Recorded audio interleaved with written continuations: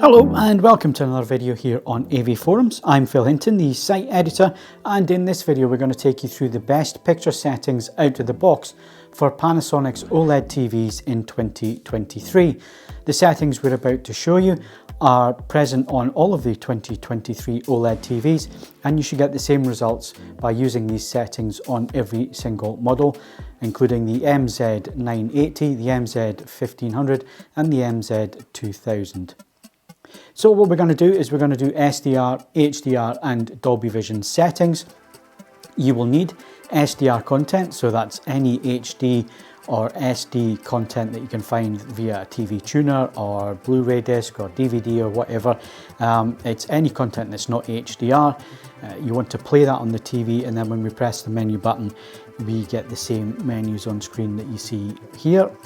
Then we're going to feed the TV HDR10. You'll get HDR10 from services like Netflix, Prime Video, Disney Plus or 4K Blu-ray. As long as it's not Dolby Vision, it will be HDR10. The only exception to that is Sky or Broadcast, which will be HLG. So you want HDR10, which is from disc or from streaming service that says HDR10 on it. And you need to be playing that content to get the menus that we're going to show you. And then the same for Dolby Vision. You need to be playing some Dolby Vision content before we press the menu buttons. So let's get started. We're going to press the menu button and then we're going to select main menu, and it opens up on picture, and we're going to move over to viewing mode. And the best out of the box setting is Filmmaker. Now there are some other settings that you could use, like Professional 1 and Professional 2. Those can be set up as ISF day and ISF night. So you can have a brighter setting for during the day and you can have a darker setting for nighttime. The beauty with Filmmaker is that it switches everything off. With Professional 1 and 2, there may be some things switched on that you need to go through and switch off, so you get image purity and you see things as it's intended to be seen. We can do that straight away with Filmmaker mode. So we're going to go into Filmmaker mode, and then luminance level. If you are in a bright room, feel free to turn this up. I've set it at 30 here. This is the default. We're in a dim room here.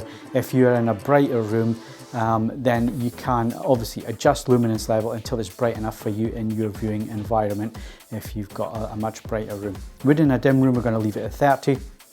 And we're not going to touch anything else in here apart from ambient sensor settings. Out of the box, these are set on. And again, if you're in a darker room, you could leave these switched on. During the day, you could leave them switched on just because the room's brighter. There's more ambient light in the room, so it will adjust in terms of what is happening in your environment. It uses a sensor, a light sensor, that picks up what the environment's like in terms of light and so on, and it'll adjust the white balance and the brightness and try and keep the creator's intent. If you're in a dark room, you can of course go into these and we can switch them off. Next, we're going to go down and just check that none of the noise reduction or remaster is set to on. We don't need to adjust dark visibility enhancer. Again, this is the correct setting out of the box for how things were intended to be seen and mastered, so we don't need to adjust any of that. Intelligent frame creation, we want to make sure that intelligent frame creation, ICF, is switched off. But you want to make sure that accurate IFC is switched on. Now we do have the option to switch it off, but you want it to left on because what it does is it applies the correct pull down to the signal that you're watching. So if you're watching a 24 frames per second content, it will correctly do 5.5 pull down. So that's our setup for SDR content. We don't need to do anything else other than make sure it's in Filmmaker mode. And again, if you're in a brighter room, you can adjust the luminance level there, or you can go into the ambient sensor settings and switch both of those on. Right, next we're going to do HDR10. So we're now feeding this an HDR10 signal. I'm using the Spears & Mansell HD benchmark disc, the UHD benchmark disc. That allows me to select Dolby Vision, HLG, HDR10 and SDR content. But like I say, you can find HDR10 content on any streaming service out there or on a 4K UHD disc. So once we're playing some HDR10 content, we're going to press the menu button, but then we're going to select main menu. And you may think, well, this looks exactly the same as SDR, Phil, and you'd be right, it's very, very close. We get Filmmaker mode for HDR10 and HLG content. That is the mode that we're going to select. To tell that you are in HDR mode, and the HDR menus, as you can see up the top there where it says picture, it's now displaying HDR next to that. So we're going to select Filmmaker Mode. Luminance level is all the way up to 100 because we are now in HDR. And then we're just going to come down, and again, ambient sensor settings. If you are in a brighter room, you can of course switch these to on. We're in a dark room at the moment, but if you're in a brighter room, you can use those settings to brighten up the image and retain the creator's intent, which is the whole point of what we're showing you here. We're then going to check that none of the noise reduction or remaster settings there have been switched on. And again, intelligent frame creation, we want to make sure that IFC or intelligent frame creation is switched off, but accurate IFC is left on, so it can correctly get the correct pull down for what we're watching. And again, that is it. That's everything that we need to do. There's nothing else that we need to change to watch content on a Panasonic OLED TV in 2023 as it was mastered and intended to be seen. Finally, we're going to do Dolby Vision, so just hang on and we'll do that next. And now finally I'm sending the TV a Dolby Vision signal. Again, I'm using the Spears & Mansell UHD benchmark disc, but you can find Dolby Vision content on Netflix or Disney Plus, other services like that. And of course, 4K UHD Blu-ray, if it's got Dolby Vision on there, send that signal. I've paused the content. You can pause the content or you can just keep it running, because all we need is that content running on the TV, so it switches into Dolby Vision mode. I'm then going to press menu, then main menu, and we're going to move up to picture mode, and out of the box this defaults to Dolby Vision IQ.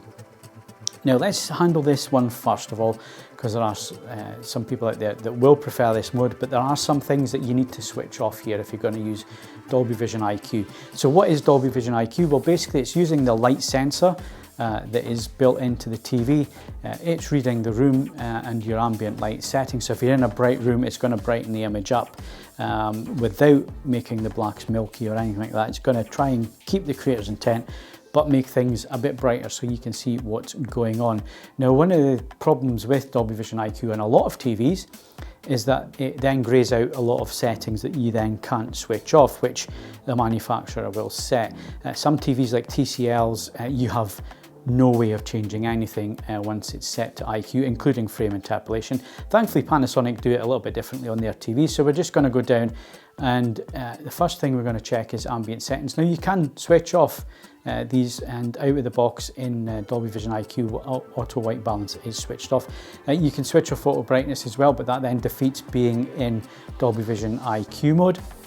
Next thing is you'll notice that the noise reduction settings are switched on to minimum. We're just going to go through and switch these off, because if you're watching a Dolby Vision feed, it's usually a pristine image unless you've got really bad streaming or really bad internet.